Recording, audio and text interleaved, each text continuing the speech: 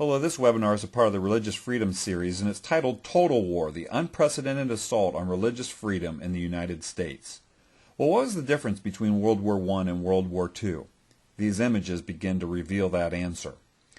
The difference was, in World War II, we were involved in the first modern example of total war. In World War I, the combatants dealt with each other on the field of battle.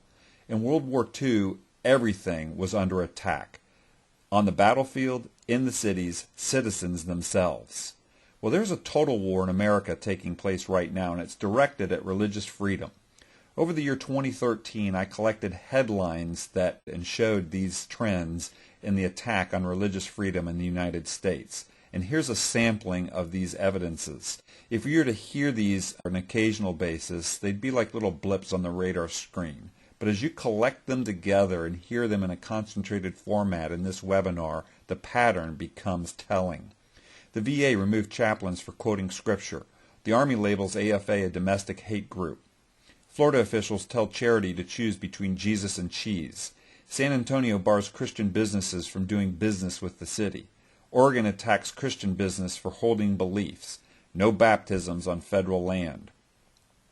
No prayers before city council meetings. The state of Washington sues a florist for refusing to cater. A New Mexico court tells Christians they cannot practice their faith. Alabama elementary school bans the word Easter. Florida college says Christian group cannot have Christian leaders. The feds say companies must cover abortion and birth control. School bans Christian club. Judge bans religious words at graduation ceremony. Judge bans football teams from praying. FFRF and CARE combine forces to get rid of Christianity in the public square. Chicago, Seattle, other cities tell faith-based businesses that they cannot do business there. I could go on for another 10 minutes just reading headlines, but as you hear these in a concentrated fashion, you can see the trend and the pattern that's being exhibited. Let me use an example from late 2013 to highlight this unprecedented attack on religious freedom in the United States. It's a chilling example. At issue was a photographer's freedom to choose, to not photograph a wedding ceremony that they felt compromised their own religious beliefs, while still politely providing assistance to the couple in securing another photographer for their event.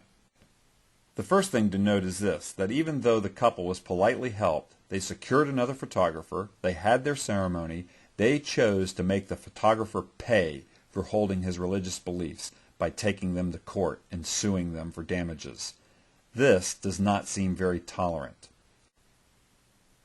But the second part is most chilling, the actual ruling of the New Mexico Supreme Court.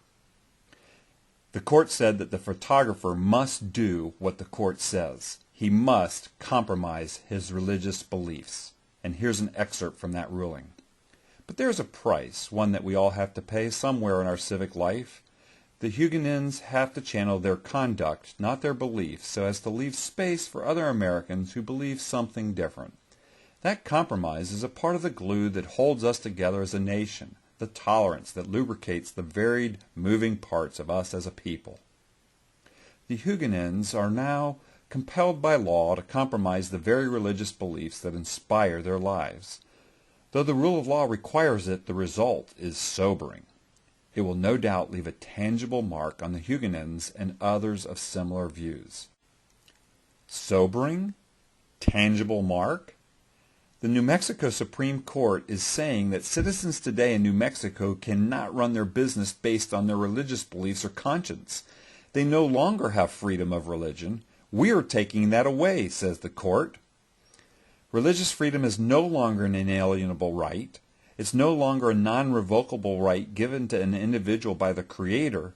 No, this court hereby revokes that right. You have that freedom only if the court says you do, not the Creator. This is total war. This is tyranny. This is totalitarianism.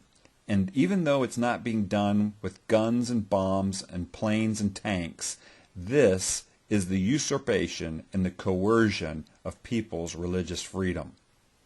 Well, it's ironic the seal of New Mexico has the year 1912 on it. It was the same year that the Titanic took her fatal blow from the iceberg and the Titanic sunk. Almost in a prophetic fashion in 2013, This ruling, if it stands or is not resisted, is a fatal blow to religious freedom, thereby a fatal blow to the very underpinnings of a free society. Just like the Titanic, people don't think American liberty will be sunk. But will it? Thomas Jefferson prophetically says that it will. The God who gave us life gave us liberty. And can the liberties of a nation be thought secure when we have removed their only firm basis, a conviction in the minds of the people that the liberties are a gift from God? In 1912, the Titanic took a fatal blow. In 2013 and the years surrounding it, religious freedom and all other liberties in the United States are taking fatal blows. My name's Craig Seibert. Thanks for listening.